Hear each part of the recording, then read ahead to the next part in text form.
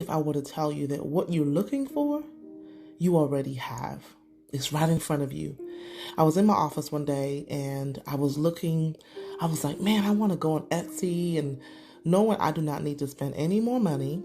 But I was like, I want to download Etsy so I can look for something to put on my office backdrop. I have a background in my office that I can maybe hang to kind of make it look like a client's, a therapist's office, just something on the backdrop.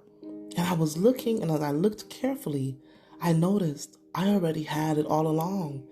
It was already there, and it cost me nothing. I didn't have to spend unnecessary money. I didn't have to impulsively buy anything because what I was looking for, I already have. I think about, oh my gosh, immediately I got this revelation like, oh my gosh, Lord, not only are you speaking to me, but you also giving me this to share with the whole world, right? The whole world. What you're looking for, sometimes you already have. And a lot of times we're looking for something and we are complaining about we need more. I thought about this sermon that Pastor Daniel Harris preached last Sunday about contentment. It was an ouch kind of sermon. We're always thinking that it's greener, the grass is greener on the other side. And when you think about people like Paul, who's in prison, and we are quick to quote the scripture, I can do all things through Christ who strengthens me. But right before then, Paul talks about how he has learned contentment. Contentment is not something that you get automatically just because you're saved.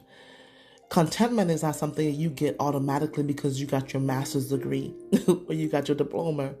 It's not something you get just because you just got married or you became a mom or a dad.